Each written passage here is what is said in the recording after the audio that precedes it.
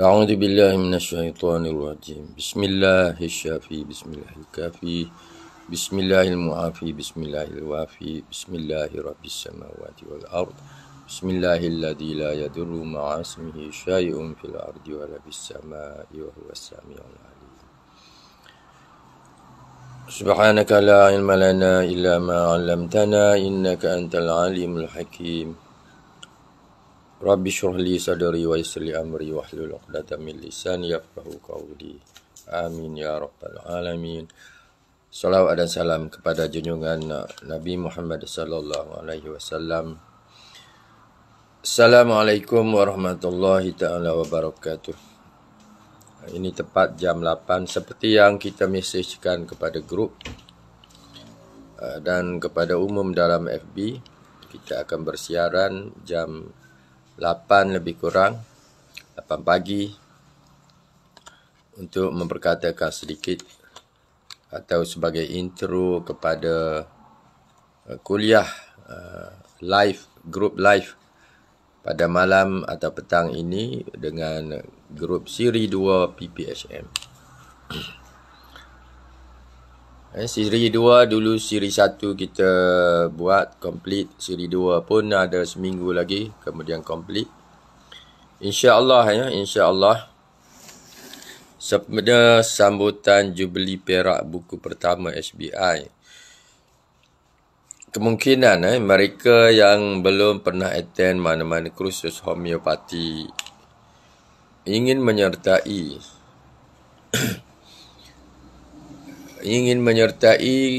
konvensyen ilmu yang dibuat bersamaan dengan Majlis Jubili Perak, perasmian Jubili Perak buku pertama SBI pada jangkaannya 23 Julai 2022. Kita sudah booking dengan hotel, cuma kita belum membayar iuran komitmen. InsyaAllah minggu ini, hujung minggu ini atau hujung minggu depan kita akan bayar. Kemudian kita akan onkan iklan untuk pembayaran ni. Mungkin pertengahan bulan Januari ni kita onkan siapa nak membayar awal, siapa yang nak tangguh. Terserah, itu terserah individu masing-masing. Tapi insyaAllah kita akan onkan. Okey, sebelum itu relate berkaitan dengan kursus intro siri 2 yang kita nak bercakap malam ini mengenai infinitesimal dose. Okay, saya juga ada muat menaik dalam status FB personal saya sebab dulu kita pernah sebut mengenai kamus istilah perubatan homeopati. Apa yang dimaksudkan dengan globule? Globule dalam homeopati yang merujuk kepada gula tebu yang bulat-bulat, kecil, ada pelbagai saiz. Itu adalah salah satu vehikel ataupun kenderaan bagi menyampaikan ubat homeopati kepada pesakit. Okey. So, rupa globule selalu saya tunjuk, iaitu yang warna bulat-bulat, warna putih tu. Tapi ada juga di pasaran dan ramai juga pesakit cenderung guna, tapi saya tak gemar guna. Sebab dia ada dari segi ketahanannya tidak lama. Mungkin boleh tahan selama 4-5 tahun, tetapi tidak sejauh yang berwarna putih. Okey, contohnya yang ini, yang jenis oblong ni. Oblong ni pun satu vehikel juga dalam homeopati. Ada yang bentuk tiga segi, ada yang berbentuk tablet bulat. Itu memang cenderung digunakan oleh pengamal supaya dapat mempengaruhi pesakit dari segi rupa bentuk ubat. Okey. So, terpulang kepada individu pengamal dia nak guna yang mana. Tetapi dari segi ketahanan saya dapati ia tidak setahan globules yang bulat-bulat. Definisi globule ada dalam buku Kamus Istilah Perubatan Homeopati. Ini kamus pertama yang pernah diterbitkan di Malaysia berupa Kamus Istilah Perubatan Homeopati. Dan walaupun dalam posting tersebut tidak telah dimaklumkan bahawa disket tidak ada dalam buku ini. Itu saya perasan dulu. Apabila saya perasan kenapa disket tak ada. Saya tertinggal. Minta maaf. Disket itu saya tertinggal memasukkan di sini.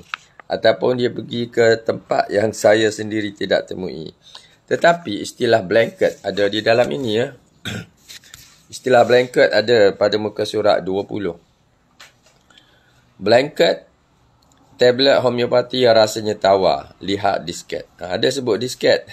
Ada rujukan pada disket. Tetapi disket itu tidak ada sebagai satu item istilah dalam buku ini. Okay, itu kelemahan lah dalam kita buat checking, buat rujukan silang dalam istilah-istilah homeopati itu. Ada satu dua yang kita tertinggal. Dan itu adalah satu daripada istilah penting disket. Dari segi perubatan tidak banyak sangat. Tetapi dari segi dispensing bahan yang mungkin kita hendak mempengaruhi pengguna, tiada missing, maknanya missing dalam buku ini. Tapi istilah blanket ada. Okay, apa beza blanket dengan disket? Disket rasanya manis sedikit dan apa ni, blanket rasanya tawar. Itulah bezanya. Rupanya lebih kurang saja. Blanket maknanya dia lebih kepada banyak laktos, banyak laktos. So itu antara vehicle selain kita berikan ubat-ubat homeopati dalam bentuk cecair, dalam bentuk serbuk, dalam bentuk lotion, banyak vehicle yang digunakan oleh homeopati untuk menyampaikannya kepada pesakit. Itu semua kita sebut vehicle. Alat perantaraan antara pengamal dengan pesakit ialah vehicle. Okey, istilah vehicle ada dalam buku kamus istilah perubatan homeopati, insya-Allah. So ini adalah buku. Okey. Kita promote siapa nak beli buku, kebetulan ada ada kalender kita nak beri, siapa yang tak ada bolehlah beli. Kalau ambil kursus nanti pun bolehlah beli.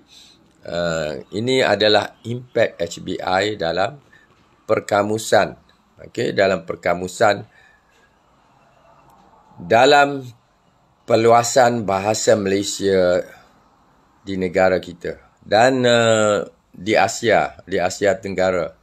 Tidak ada kamus lain yang pernah diterbitkan, hanya HBI yang menerbitkannya. Jadi HBI ini satu jenama penting dalam perluasan ilmu perubatan homeopati. Antara bahagian yang ia terlibat ialah bahagian pengistilahan istilah-istilah perubatan homeopati. Dan ini penting diketahui. Mungkin sekarang jarang orang berkata, esok-esok bila HBI sudah tidak ada, saya pun tidak ada, orang mula memperkatakan mengenai sejarah. Sejarah. Siapa yang memulakan istilah-istilah homeopati. Sebab buku ini tidak diterbitkan melalui Dewan Bahasa.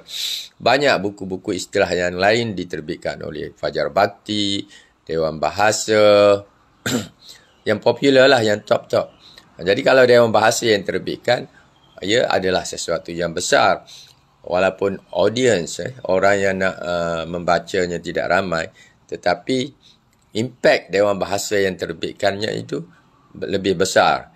Kerana buku kamus itu juga akan sampai kepada semua perpustakaan seluruh negara. Tapi bila HBI terbitkan, tidak ada bekalan ke seluruh perpustakaan, tidak ada bekalan ke perpustakaan universiti. Saya berjaya pun mungkin tak beli kamus tersebut sebab medium dia bahasa Inggeris. Wallahualam, mungkin ada, saya tak pastilah.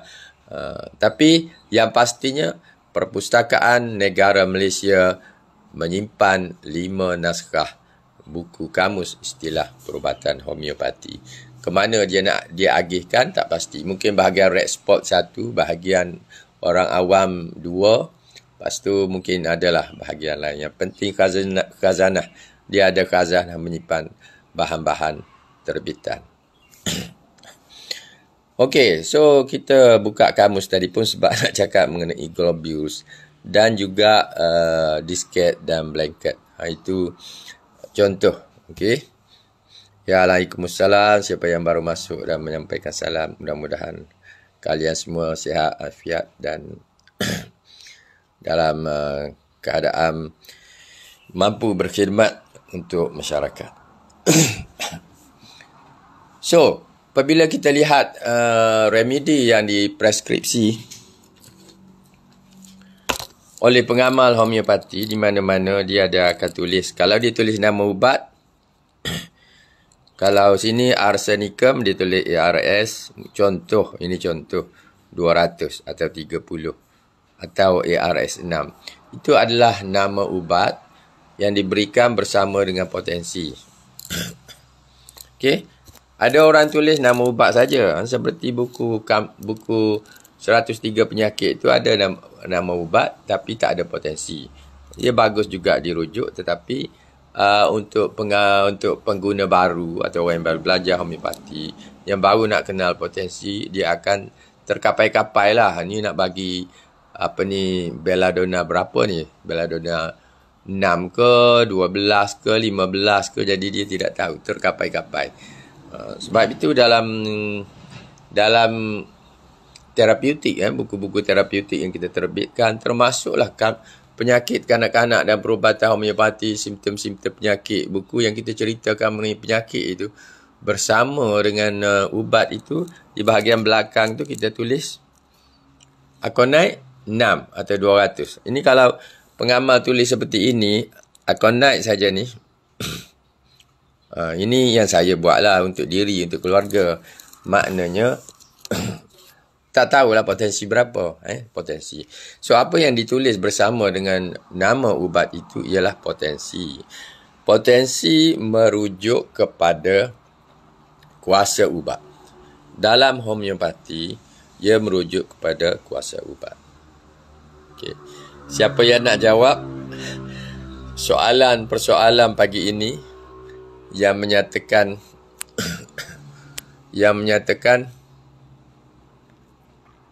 saya cuba onkan wifi. Tadi saya banyak habis data. Yang menyatakan 6X atau 6C, Arnica ke, Aconite ke, yang mana lebih kuat? 6X, 6C dengan 30, potensi 30. Okay, siapa yang belajar homeopati boleh jawab. Okay, insya-Allah jawapannya betul atau tidak aja. Okey. So, jawapannya sama ada betul atau tidak. Okey. Isu ini isu kekuatan ubat ini, kita cek dalam Google, ada orang bercakap mengenainya, orang bertanya, orang yang memberi keputusan. Banyak makan biskut dengan air kopi tadi. Bismillah. Hari ni saya minum kopi apa ni? Kopi cappuccino guarana. Ada berapa paket lagi kopi Tok Bomoh Kampung. kopi Tajul Muluk nama dia. Beliau kata dia nak masuk jadi penaja convention kita. Kalau nak masuk jadi pengajar, alhamdulillah kita cuba dapatkan satu kaunter lah. Sebab kita hanya diberi dua kaunter oleh Movenpick. Satu kaunter untuk HBI, memasarkan buku-buku terbitan lama dan baru dan apa-apa bahan yang kita nak sampaikan nanti. Dan satu kaunter lagi kita peruntukkan untuk PPHM. Okay. Secara langsung saya beritahu, walaupun surat kita belum hantar lagi kepada PPHM, tapi kita beritahu satu kaunter kita peruntukkan kalau PPHM hendak. Kita belum hantar surat, jadi dia pun belum beri jawapan. SU dia pun belum masuk lagi. tak boleh nak cakap apalah, tapi nanti saya akan follow up hantarlah. Kita offer kalau nak. Okey. Tok Bomoh Kampung dia ada produk Tajul Muluk, kopi Tajul Muluk. Sebab dia orang yang pertama nak offer. Lagipun dia student kita. Student Pioneer Group. Sebelum PPHM ada Pioneer Group. Di Student Pioneer Group. Jadi kalau dia nak promo, kita bantu untuk promo. Siapa yang boleh dapat kaunter nak masuk hotel 5 bintang? nak offer. Susahlah juga nak masuk tu. Kalau kat Dewan sekolah, bolehlah kita offer. Tapi ini sebab lain daripada kawasan berkapet, Hotel Movenpick kata bayaran satu kaunter ialah RM5,000. Satu kaunter nak buka di kawasan luar yang berkapet, yang ruang besar yang boleh buat expo tu. Satu kaunter, bukan satu ruang yang besar tu. Kita dah tanya dia. Satu kaunter saja. Maknanya di situ boleh masuk 20 kaunter. Satu kaunter kena bayar RM5,000. Ini standard standard hotel 5 bintang lah ni. Walaupun ia milik tabung haji. RM5,000 satu kaunter. Tapi ada kawasan berkapet bahagian luar tu, dia kata tak boleh penuh. Boleh muat setakat 2 kaunter. Jadi saya reserve 2 kaunter ni. Satu untuk HBI, satu saya reserve untuk PPHM. Tapi saya ada sebut kepada bahagian sales officer dia. Kata boleh tak kita tambah 1 kaunter lagi. Dia kata kalau tak penuh, boleh. Jadi maknanya boleh 1 kaunter lagi. Kalau Tok Bomoh, kan Tok Bomoh tak ada. Sebab Tok Bomoh dia kena block 44 hari dia punya FB. Okay. So tak ada lah Tok Bomoh dalam ni. Kalau ada pun FB dia yang lain Awam Pintar. Terpulanglah, terserah. Saya memang tak boleh bawa masuk orang lain lah kalau minta pun. Kalau nak, boleh runding dengan hotel, buka kaunter RM5,000 untuk 1 kaunter. Okey. Okey, itu kena faham. So, berbalik kepada isu, saya memang ada terbaca di dalam Google, orang muat naik. Mak Saleh lah, orang barat ni muat naik. Dia persoalkan mana lebih kuat. Potensi 6 dengan potensi 30. Atau potensi 200. Mana lebih kuat? Jadi dia kata, yang lebih kuat ialah potensi 6. Potensi 6. 6X ke 6C ke jauh lebih kuat daripada potensi 30. Okey? Betulkah katanya itu? Ini mestilah geng-geng doktor alopati ke geng perubatan barat yang melihat sesuai itu dari sudut materialistik. Maka konklusinya potensi 6X lebih kuat daripada 6C, lebih kuat daripada 30. Itu konklusi. Dia sebut 6 dan 30, tapi saya tambah 6X lebih kuat daripada 6C, 6C lebih kuat daripada 30.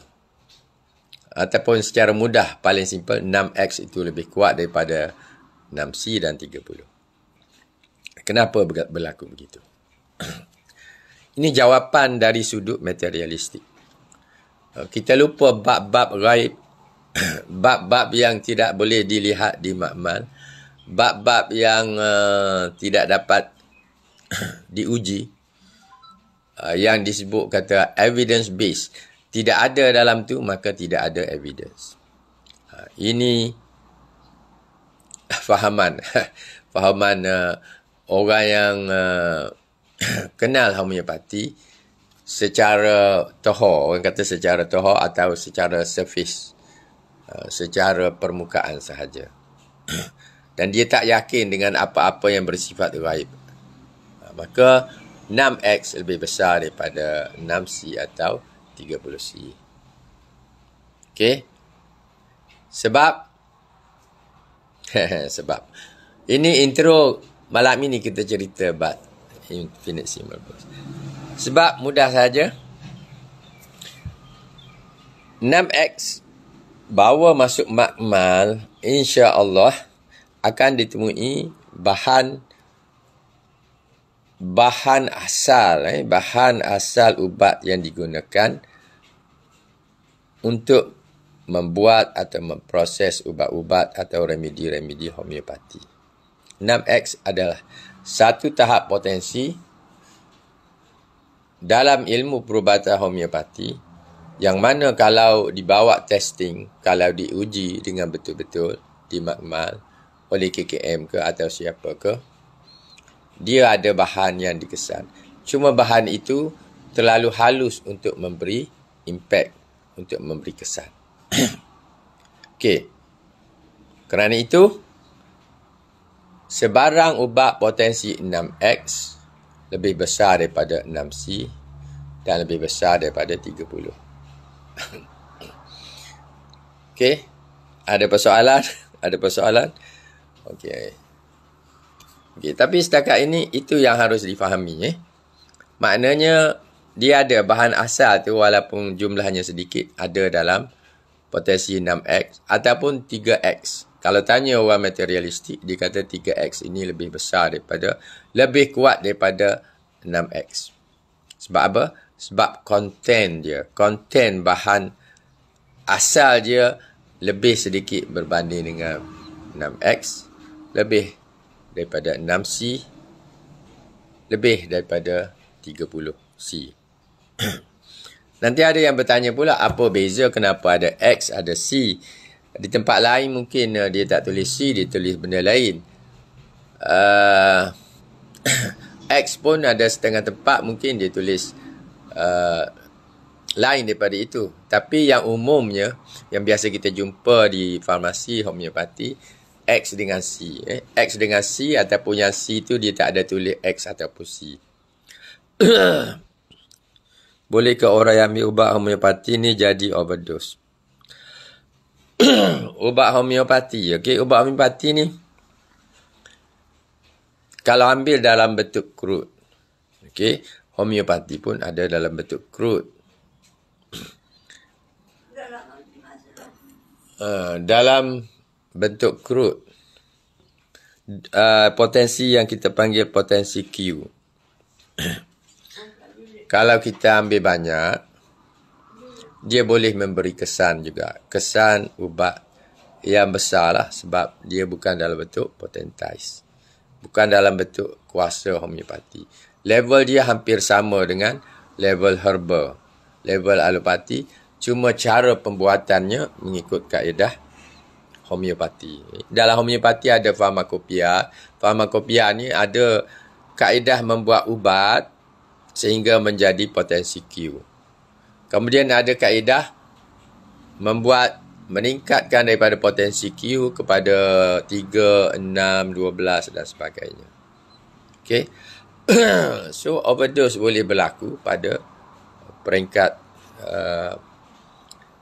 crude dose. Okay. Itu satu. Kita jawab dari segi perbezaan potensi.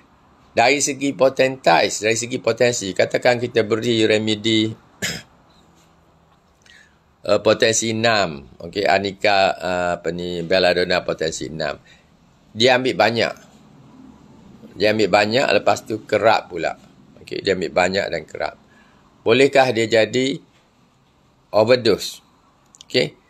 Kita boleh sebut sebagaikan overdose lah.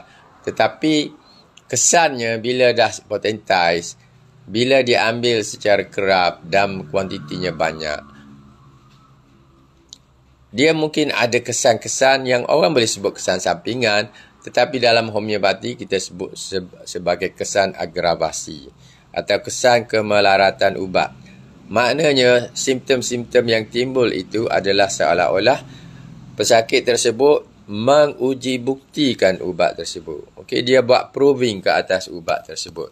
Jadi simptom yang keluar itu adalah simptom yang kita sebut dahulu sebagai artificial disease. Penyakit-penyakit buatan. Buatan apa? Buatan ubat. So, dia lahir.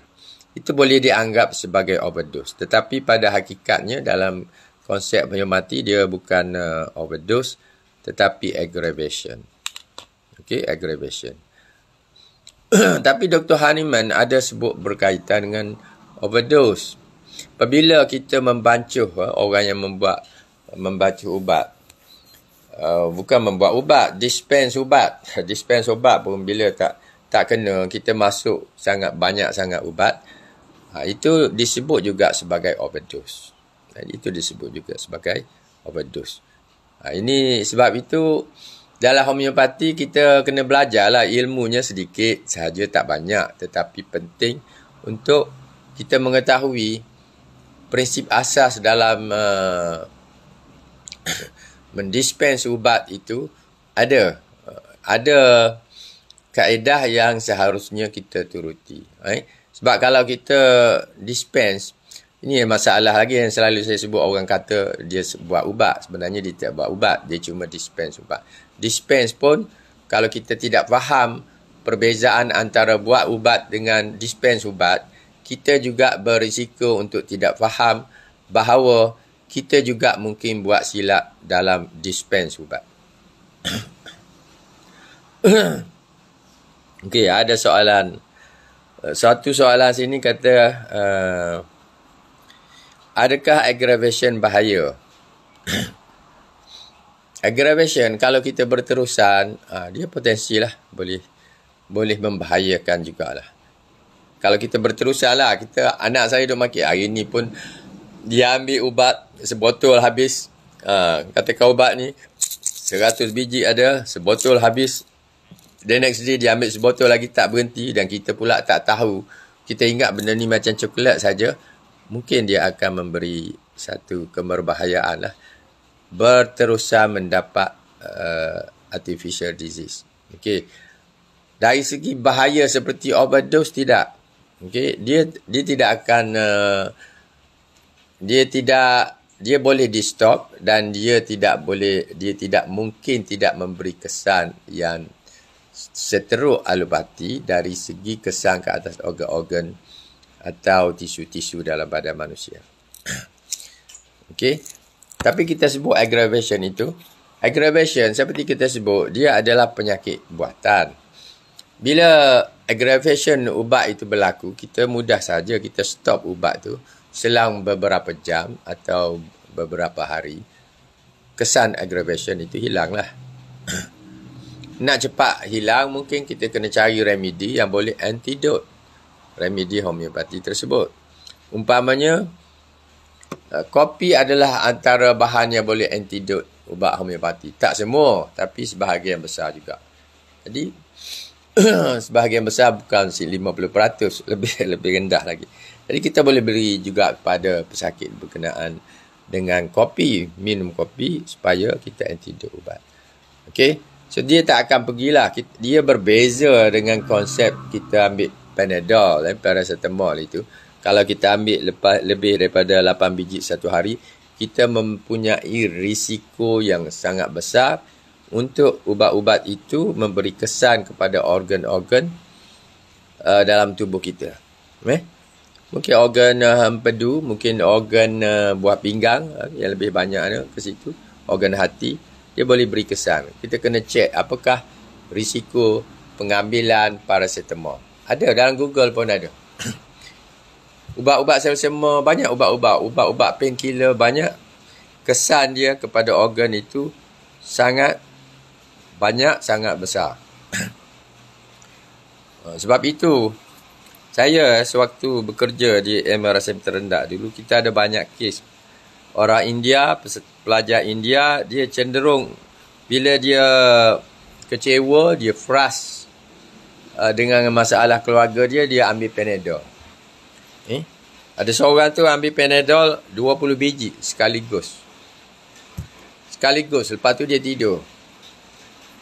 Kita bila kawan dia bagi tahu 20 biji dia ambil, kita terus bawa dia ke hospital tentera, hospital tentera MRSM di Kem Terendak, dan semua bercakap pasal potential risk yang dia mungkin mendapat kesan besar pada organ-organ, especially buah pinggang, kidney. So mereka ambil tindakan segera untuk mengeluarkan bahan-bahan tersebut daripada badan. Nasib baik itu dihantar dalam tempoh 24 jam. Kalau kan selepas 2-3 hari, memang boleh rosak. Memang kita diinfokan boleh rosak. So itulah kita kata berbahaya. Itu peringkat berbahaya lah. Tapi dalam keadaan homeopati, bahan-bahan homeopati dalam bentuk potensi, insya-Allah dia boleh melahirkan penyakit buatan atau kesan-kesan agravasi, tetapi dia tidak akan menyebabkan kesan yang begitu teruk kepada organ-organ badan kita. Itu yang saya boleh jawab lah setakat ini. Boleh mungkin pakar-pakar boleh tanya, boleh jawab dengan lebih baik. Tanya Datuk Dr. Surya Khatun itu, dia akan menjawab dengan lebih kemas lagi. Tapi sejauh ilmu yang ada dengan saya, itulah. Okay. So dari segi asas bila kita bercakap mengenai ubat-ubat homeopati, remedi homeopati, ia adalah jauh lebih selamat berbanding dengan ubat-ubat yang berbentuk krut, sama ada ianya herba atau alopati atau sebarang ubat yang berupa krut. Okey. Okey, saya rasa itu clear. Penjelasan lebih lanjut dalam grup kuliah malam ni boleh boleh tanya juga dalam grup itu nanti. Itu kuliah sebelum kelas terakhir Google Meet pada hujung minggu. Mungkin saya akan buat satu kuliah malam ini dan mungkin satu lagi lah, saya buat 2 kali lah sebelum end of kuliah kursus siri 2 pengenalan kepada homeopati. Sekali lagi saya nak iklankan, ini saya sudah info dengan SU PPHM sebab kita akan adakan perayaan Jubilee di Hotel Movenpick. Kita tinggal di sana dan bila kita jemput doktor ataupun mereka yang pakar dalam homeopati bercakap, mungkin akan menggunakan istilah-istilah yang mungkin kita sukar faham. Kita sarankan mereka yang tidak ada asas dalam homeopati untuk hadir, yang ingin hadir ke program di Movenpick, kita minta kalau boleh dia attend lah satu kursus pengenalan kepada homeopati. Dan untuk tujuan mempermudahkan, join lah kursus yang nanti diiklankan oleh PPHM. Sekitar dalam sebulan lebih lagi insya-Allah akan diiklankan. Ambillah satu kelas pengenalan kepada homeopati seperti grup yang berlangsung sekarang.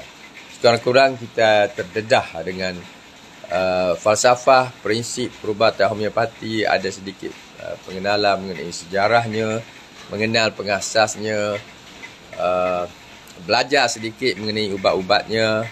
Sekitar 20 jenis ubat yang kita belajar itu cukup untuk kita memantapkan diri persediaan untuk hadir mana-mana event dalam homeopati, insya-Allah. So di sini sudah hujan ya, semakin lebat hujan ni. Tadi rintik-rintik, sekarang hujan.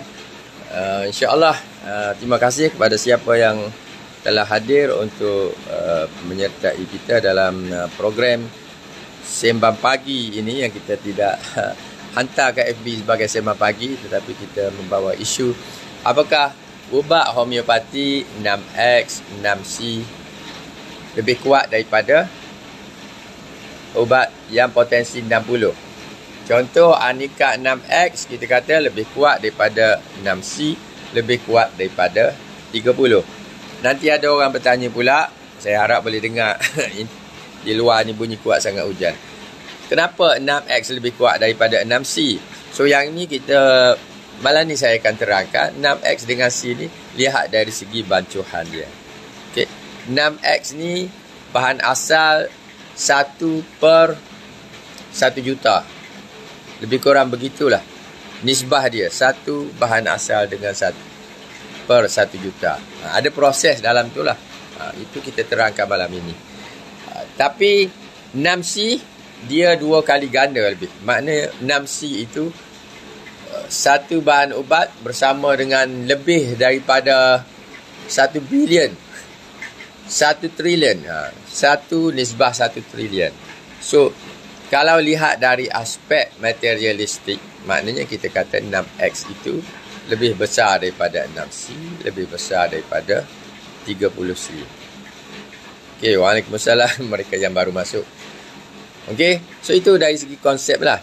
Tetapi pada kita, pengamal homeopati, orang yang belajar homeopati, kita akan kata 6C lebih kuat daripada 6X. 30C lebih kuat daripada 6X atau 6C. Kenapa begitu? Kerana kita bukan materialistik. Kita faham bahawa penggerak kepada dunia, penggerak kepada ubat-ubat itu ada aspek lain yang harus dilihat. Aspek itu tidak boleh diuji di makmal. Ini makmal hari ini tak boleh uji. Kenapa 30C lebih kuat daripada 6X? Pelik. Memanglah. Dari segi fizikal 6X lebih kuat. Sebab kamu lihat potensi ubat itu boleh menyembuhkan dari aspek fizikal. Tapi kalau lihat dari segi aspek kekuatan ubat, dalam homeopati 30C itu lebih besar daripada 6C ataupun 6X. Kekuatan. Betulkah kekuatan ni? Betulkah yang 30 ni yang begitu cair sangat seperti air dalam lautan kata orang barat lebih kuat daripada potensi 6? Proving telah dibuat ni. Proving ni, uji bukti telah dibuat oleh Dr. Hahnemann dan pengikut-pengikutnya. Okey. Dah dibuat, maknanya bila dia buat uji bukti tu memang berkesan. Memang berkesan. Dan Dr. Hahnemann pun dia ada menceritakan bahawa didapati setiap kali dia potentize, semakin kecil nisbah ubat dengan alkohol isolin itu, semakin kecil nisbah dia, semakin kuat ubat itu. Okey? Dibuktikan melalui testing, uji bukti, melalui proving. Soal orang barat tak nak terima proving, dia tak nak terima konsep potentization, itu persoalan dia. Tetapi dalam kefahaman kita, dalam bukti-bukti yang ditunjukkan oleh Dr. Hahnemann, dalam tulisan-tulisannya di dalam buku Organon dan tulisan-tulisannya yang lain, 30 lebih besar daripada 6. 200 lebih besar daripada 6 atau 30. Angka pun lebih besar yang dalam itu. Tapi itu lain lah. Nanti malam ni kita akan cerita lebih lanjut mengenai potentization. Okay, itu penting untuk kita belajar. Okay, sahabat kita bertanya untuk rawatan awal kita bagi potensi rendah ya dok, iaitu 30 atau 200. Rawatan awal bagi saya sendiri, saya suggest guna potensi 6. Potensi 6 itu adalah potensi yang rendah. Okay, rendah. 30 umumnya kita menganggap dia sebagai potensi sederhana. Okay, kita mulakan dengan 6. Mungkin ada remedi yang tidak berkesan dengan potensi 6. Dalam dari segi homeopati kita boleh beri potensi 30. Ataupun kita tidak ada potensi 6, kita boleh guna potensi 30 dengan jarak yang mungkin lebih jauh sedikit. Hakikatnya, seperti yang kita pernah sebut, isu potensi rendah dan potensi tinggi ni ada mazhab dia. Ada mazhab dia, tidak ada masalah pun kita memulakan dengan potensi tinggi. Itu simple saja. Tapi ada juga orang yang bermazhab, terutama orang di UK, dia lebih cenderung kepada potensi rendah. Para doktor yang terdidik secara alopati ataupun kefahaman dia untuk memberi kesan dari aspek kesan adanya bahan tersebut dalam ubat berpotensi homeopati, dia anggap dia cenderung untuk memberi prescribe pada potensi rendah. Saya sendiri tidak ada masalah rendah ataupun tinggi. Ada sahabat cenderung tinggi, tak apa. Tapi saya berfahaman seperti guru saya, Dr. Tiu juga. Saya ada bagi 3X, ada bagi potensi 6, potensi 12 ada. Itu yang kita anggap potensi rendah. So, saya pun suggest kalau kita ada potensi rendah, beri potensi rendah dahulu. Kalau kita ada hal, keperluan untuk meningkatkan potensi, kita boleh anjak kepada potensi lebih tinggi seperti